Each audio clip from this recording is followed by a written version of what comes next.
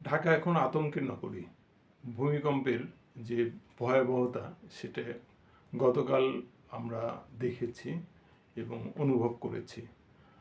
শুক্রবার ছুটির দিনে সকাল 10টা 38 মিনিটে যে ভয়াবহ ঝাঁকুনি ঢাকাবাসী এবং পুরো বাংলাদেশ দেখেছে, এটা একটা স্মরণকালের সবচেয়ে ভয়াবহ একটা ভূমিকম্প বলে অনেকেই মনে করছেন। বিশেষজ্ঞরা ভাবছেন যে এইটা একটা সতর্কবার্তা। ঢাকার যদি আমরা পুরো অবকাঠামো নিয়ে কথা বলতে যাই, তাহলে ভয়াবহ একটা চিত্র আসে।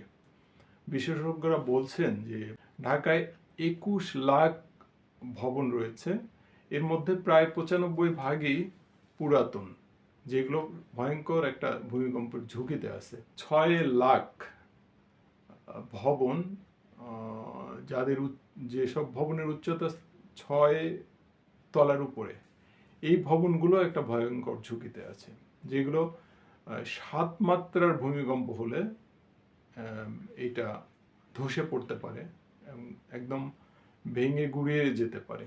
এরকম একটা আশঙ্কা আছে। যদি 7 মাত্রার অথবা 6 মাত্রার ভূমিকম্প হয়, তাহলে ভয়াবহতা কতটা হবে সম্পর্কে ধারণা করতে গিয়ে আতঙ্কগ্রস্ত হয়ে পড়ছে। আর এ যাবৎকালে কখনো যে পরপর একটা দিনেই পরপর 2বার ভূমিকম্প হওয়ার কোনো ইতিহাস নেই আসলে। এই নিয়ে পুরো দেশ একটা আতঙ্কের মধ্য দিয়ে যাচ্ছে। এই আতঙ্ক দূর করতে গেলে আমাদের প্রথমত তাৎক্ষণিক সতর্কতা, আমাদের এখানকার অবকাঠামোর নকশা, এইগুলোর দিকে আমাদের একটু তাকাতে হবে। দীর্ঘদিন ধরে নগর বিশারদ যারা, তারা বলছেন যে ঢাকার যে অবকাঠামোগুলো গড়ে উঠছে সেগুলো নজরদারির বাইরে। অর্থাৎ রাজধানী উন্নয়ন কর্তৃপক্ষ অনুমোদন দিলেই একমাত্র একটা ভবন নির্মিত হতে পারে, কিন্তু রাজধানী উন্নয়ন কর্তৃপক্ষ বা রাজুকের অনুমোদন ছাড়াই এখানে লাখ লাখ ভবন তৈরি হয়েছে, যেগুলোর বিল্ডিং কোড মানা হয়নি। এই ভবনগুলো রয়েছে সবচেয়ে বেশি ঝুঁকিতে, সেগুলো নিয়ে আশঙ্কা বেশি।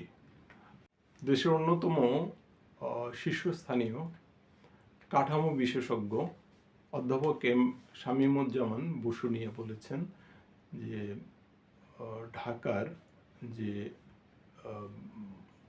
কাঠামো এবং যে ব্যবস্থাপনা, এখানে পানির লাইন, বিদ্যুৎ, গ্যাসের লাইন যেভাবে এখানে বিন্যস্ত রয়েছে, যদি বড় মাত্রার কোনো ভূমিকম্প হয় তাহলে একটা ধ্বংসস্তূপে যখন পরিণত হবে, এখানে গ্যাসের যে ছড়িয়ে পড়া অগ্নিকাণ্ড হতে পারে এবং একটা ধ্বংসস্তূপে পরিণত হবে, যেখানে হয়তো অনেকেই পালিয়ে বাঁচবেন, আর যারা বেঁচে যাবেন এখানে, তাদের এখানে আসলে থাকা সম্ভব হবে না, প্রচণ্ড দুর্গন্ধে। এরকম একটা আশঙ্কার কথা বলেছেন।